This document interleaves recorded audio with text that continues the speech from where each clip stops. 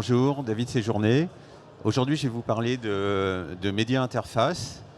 Alors, c'est une histoire en fait d'une entreprise européenne dont la mission est de créer de la documentation médicale avec la voix. Et aujourd'hui, elle est à la croisée des chemins en fait entre, c'est l'histoire que je vais vous raconter, entre un actif qui est assez important, qui est son histoire, ses clients, et tout ce que peut permettre l'IA, avec donc l'IA au sens large, hein, donc tout ce qui est LLM, ambient chat, etc., autour de la création de la documentation médicale avec la voix. Alors, Média Interface, qui est-ce? C'est une entreprise, donc, comme je le disais, allemande, dont le siège est basé à Dresden, donc à la frontière Est. L'actif important de l'entreprise, c'est d'avoir 80 000 users, donc des professionnels de santé, à la fois dans le privé, dans le public et en ville.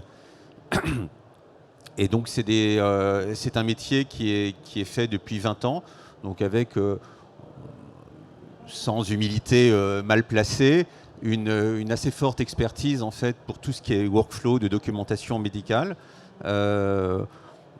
Voilà, on n'est pas un nouvel entrant sur ce marché de la documentation médicale, donc c'est ce qu'on appelait dans le passé, qu'on appelle encore le speech to text, donc clairement du mono speakers, le médecin qui dicte et qui crée. Donc jusqu'alors, on a créé des partenariats avec en effet, ou en tous les cas des co-développements avec nos clients pour piloter cette documentation médicale. Ce que nous disons et ce que disent nos concurrents également, enfin, c'est un point sur lequel on est assez d'accord en termes de ROI. On gagne entre 30 et 50% de temps lorsqu'on met en place ce type de solution pour produire la documentation médicale. Alors, la produire à la voix, ça veut dire aussi la piloter, la structurer. On a différents cas d'usage, hein, j'y reviendrai un petit peu plus tard. Ça peut aller du compte-rendu médical, de la recherche de thésaurus pour encoder par exemple quelque chose à la voix. Enfin, les cas d'usage sont extrêmement variés. On en a en médecine du travail, dans toutes les spécialités principales d'un CH ou d'un CHU. Voilà, c'est assez varié. Nos solutions, en fait, donc en termes d'architecture, s'intègrent aujourd'hui dans la plupart des demandes qui sont faites, donc soit en mode SaaS avec les garanties d'avoir des données européennes, soit on-premise, soit en client-serveur. Donc l'ensemble des contraintes architecturales sont faites, avec une garantie qui est offerte également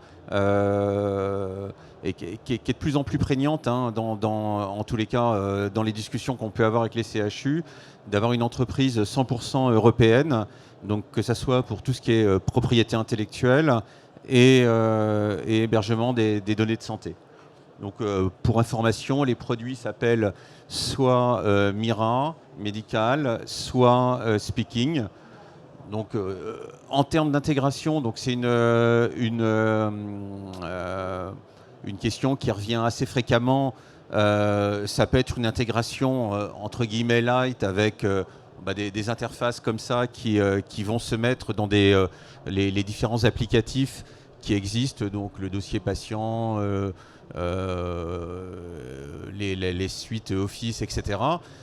Ou des intégrations plus poussées qui existent en fait avec un certain nombre de DPI ou en médecine du travail où on est en intégration complètement transparente avec le logiciel en fait de notre partenaire. Alors aujourd'hui, en fait, la demande, il y a un certain, le marché évolue, hein, on en entend beaucoup parler avec les LLM. Il y a un certain nombre d'acteurs, de nouveaux entrants, qui sont des startups et qu'on estime beaucoup. Et à ce stade, on peut aussi se considérer comme une startup, si ce n'est qu'on a 80 000, je le redis, 80 000 users, et ça nous oblige. On va pas, et on s'aperçoit aussi après quelques années, 2 ans de cas d'usage en fait avec ces nouveaux acteurs, qu'il y a une créativité qui est un peu débridée. Et ça peut partir dans beaucoup de sens, en fait. Et qui plus est, avec des modèles en fait, économiques qui soient soutenables. On peut aussi développer beaucoup de choses. L'enjeu, il n'est pas technologique de notre point de vue. Il est aussi de répondre en fait, à la fois à des besoins fonctionnels liés à des cas d'usage. Donc là, c'est le point de vue de l'industriel qui vous parle. Et de faire en sorte aussi que ça soit sur des modèles économiques qui soient soutenables, c'est-à-dire à un prix au user qui permettent de déployer au-delà du POC, du prototype qui aura été fait. Et donc c'est tout l'enjeu aujourd'hui à la fois de notre présence ici, de notre présence à Paris Santé Campus, qui est le siège français, c'est d'établir en fait des collaborations pour à la fois travailler sur des projets plus globaux, des projets sites, avec des fonctionnalités qui sont dans notre roadmap d'IA, et de LLM et du multi-speakers. On a entendu en fait des projets de recherche où la solution pourrait aider en fait les PUPH à faire de la recherche. On est sur des projets où effectivement sur du multi-speakers dans des staffs médicaux, il peut y avoir de la production de documentation médicale. Évidemment le classique ambient chat avec le patient qui sont des choses en fait largement proposées par les nouveaux entrants. Et bien d'autres solutions.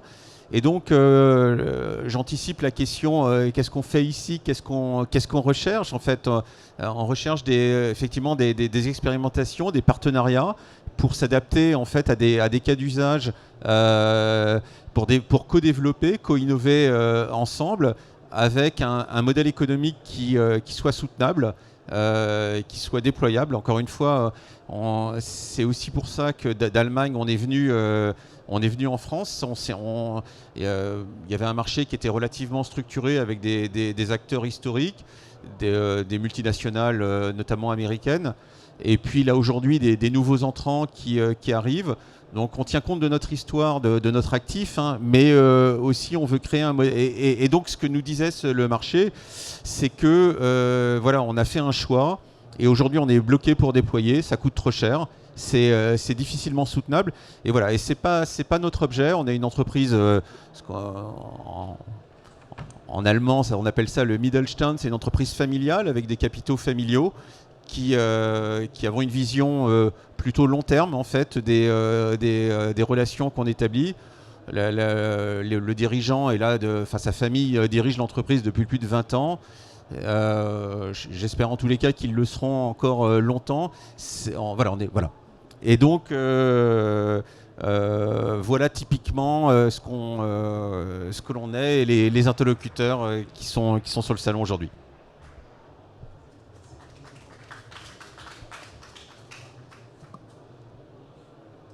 Peut-être prendre une question. Oui. 2 questions et après on passera au suivant. Merci. En France, vous êtes déployé où ? Alors en France, on est déployé au niveau du GHT de Dunkerque, à Zuidcote, ou à l'hôpital maritime de Zuidcote, et on a plusieurs références en médecine du travail, que ce soit chez des grands clients comme AXA qui sont en cours de déploiement, et également à Reims, dans un certain nombre de références en cours de déploiement. Bonjour, moi j'aurais voulu savoir quel type de modèle vous utilisez derrière, en modèle acoustique ou en LLM. Est-ce que vous avez pas de modèle fondationnel, j'imagine, mais sur quelle base de modèle vous partez, et est-ce que vous avez des modèles que vous réentraînez pour vos propres usages, ou est-ce que vous utilisez toujours des modèles publics ? Alors, la partie LLM, c'est un mixte de ce que vous évoquez, en fait. Là, actuellement, il y a plusieurs sujets qui sont en cours d'arbitrage par notre R&D. C'est à la fois en propre et également en intégrant des modèles déjà existants, quoi. Et justement, j'y reviens, ça dépend aussi en effet des co-innovations qui vont nous être soumises, et de la complexité.